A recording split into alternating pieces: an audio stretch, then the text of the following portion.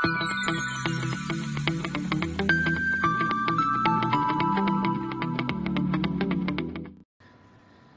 everyone, welcome to the lecture series of Mobile Computing and Wireless Communication. I am your instructor Ms. Alpa Ropala. So today we are going to learn about the generation of network. So topics to be covered today, the generation of network. We will learn into the detail about 1G, 2G, 2.5G, 3G, 4G and difference between 1G, 2G, 2.5G, 3G and 4G. Then after we will learn regarding to the 5G but in brief. So the generation of communication technology, as we have discussed in our previous lecture, that the increment of the technology, the R&D work was done, then after the service provided, offered, then speed, this all are the changes in the mobile technology, and these changes are referred to as the generation of mobile communication. So the generation are 1G, 2G, 3G, 4G and the latest one is 5G. So first of all, what is 1G? So in 1979, the NTT, that is Nippon Telegraph and Telephone, had created the first analog cellular phone in Tokyo, Japan. Then after the research was continued in 1981, NMD, that is Nordic Mobile Telephone, has created the first generation of the mobile phone. Then in 1982, AMPS, that is Advanced Mobile Phone System, has created the first generation mobile phone into Bell Labs. Then after in USA, in earlier in 1980s, they introduced the first generation communication mobile phone in a commercial way. So ultimately, these all are in a different cities and different countries, right? So the generation of technology were different in different countries. There were no localization, there were no globalization. All the technology were very local. So if some person is of Japan and if he is roaming to any another country of suppose China or XYZ, then at that time they cannot use that technology because this technology was very localized. So basically, what are the characteristics of 1G communication? Speed was up to 2.4 kbps. There were very poor voice quality. Large mobile phone with limited battery life were there. There were no data security. So ultimately, the 1G was very much of in lower. The bulkier mobile phone were there. So the next generation came up with their advanced technology is 2G. So the localization is came up with the new fundamental of globalization. So ultimately in 1991 in Finland, the GSM technology were introduced which were known as the Global System for Mobile Communication. Ultimately the globalization were starting up. So the signal firstly which were used in 2G was digital signal. So in 1G there was only analog signal, but in 2G there is the digital signal. So some of the characteristics, the data speed were up to the 64 kbps, the text and multimedia messages were possible, then battery quality was very good than the 1G. The phone was designed were a little bit of lesser in a size and the design were very complex but lesser complex than 1G. So this and yes, obviously the high reliability, more security. So this was all about the 2G technology. Then in 2G technology the internet was there but not in that much of efficient manner. So in 2.5G the GPRS technology was introduced, and this technology is basically for the internet purpose, the web browsing and email and faster data transmission for that. So ultimately GPRS is General Packet Radio Service. We will learn into much of the detail about the GSM and GPRS in our next lectures. So basically the GPRS technology technology is also globalized one, and it is based on the GSM technology. So already what we have developed about the GSM, we are just utilizing that all the fundamental and infrastructure or architecture for the GPRS. So GPRS is referred to as the 2.5G technology. So internet was introduced as we had told earlier. Now the next technology is 3G technology.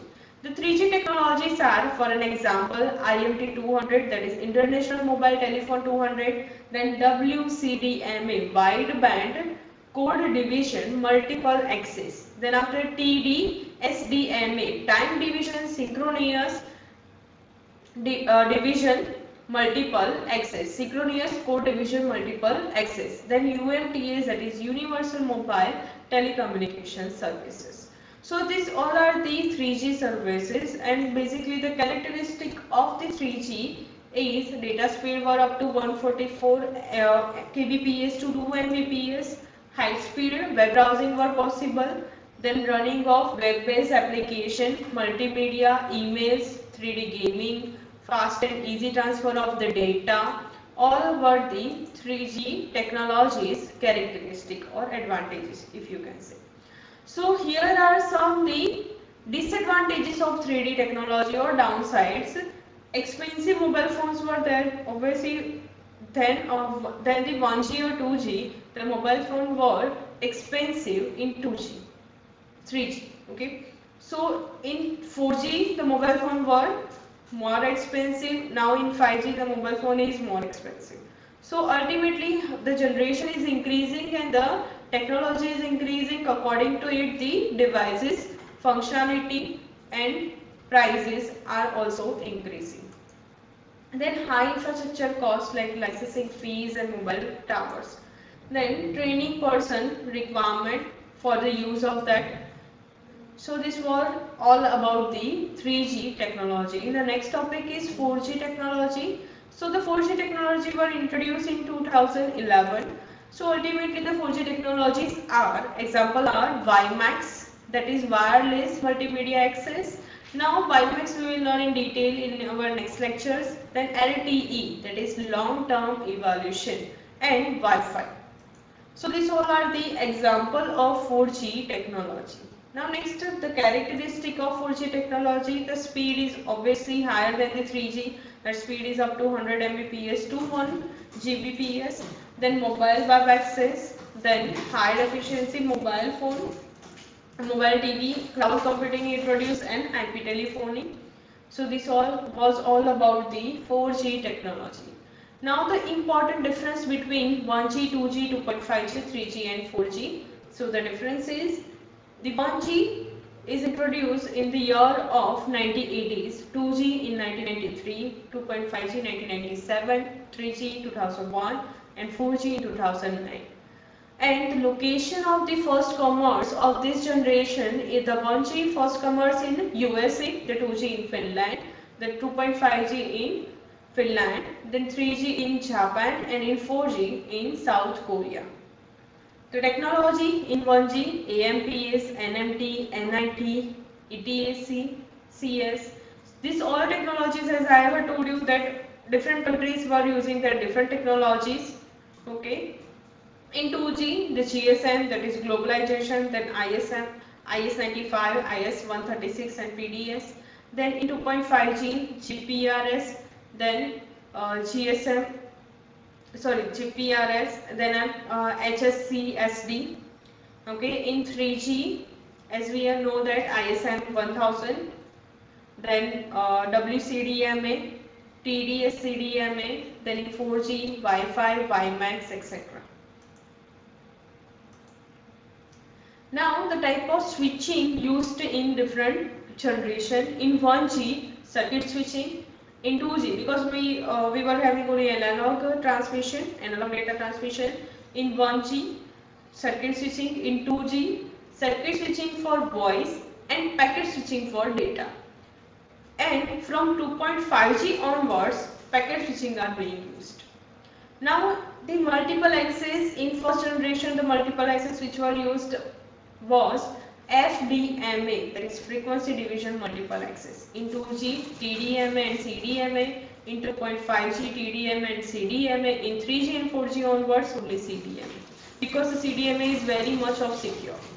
Then after the data rates, the data rate in 1G is 2.4 to 14.4 kbps, in 2G 14.4 kbps, in 3G 20 to 40 mbps, 2 Gbps, 171.2 kbps for GPRS, and in 3G 4G onward it was in MBs. Then after, in first generation supports only voice data. Into second generation, data, voice and SMS. In 2.5 generation, data, voice, SMS and MMS and texting. In 3G, high speed mobile phone, mobile TV, and in 4G, video conferencing and all. So in 1G, there were no internet. In 2G, internet was with narrow band. In 2.5G, internet with narrow band. In 3G, internet with broadband, and in 4G, internet with ultra broadband. So the handoff which is used in different generation, that is, we will learn handoff in detail. Okay, so the handoff used in first generation, horizontal handoff. In second generation, horizontal handoff. In 2.5 generation, horizontal handoff. In 3G and 4G, vertical handoff.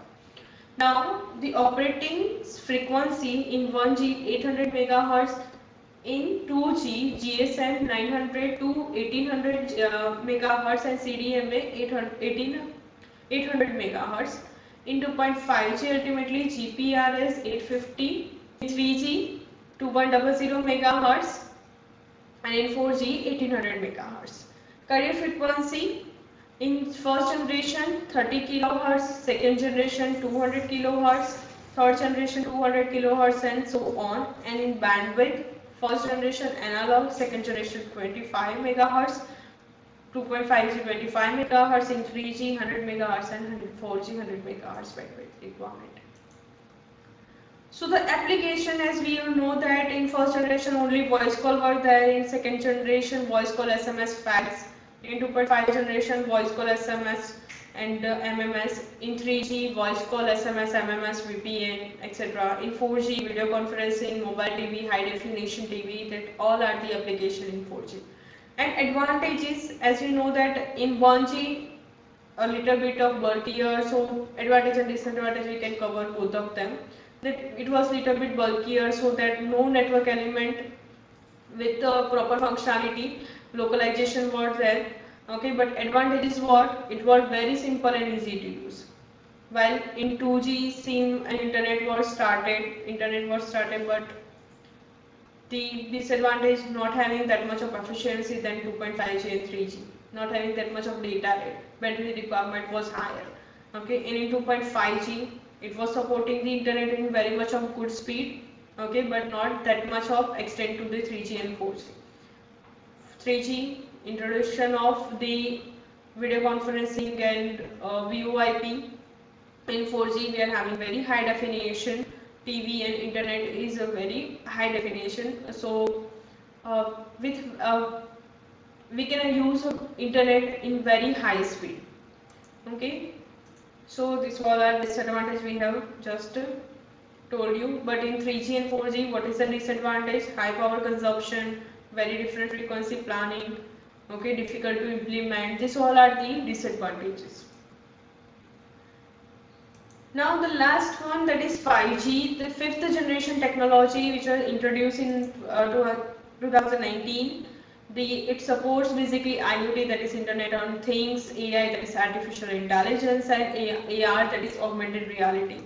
So basically the 5G technology is NR, okay, and it is basically working on a OFDM, that is orthogonal frequency division multiple access. Major characteristic, we can have speed up to 10 gigabits per second. Okay, we can use another sort of frequency range, more bandwidth, more security, enhanced mobile broadband. Okay, so these all are the advantages, or we can say the characteristic of 5G technology.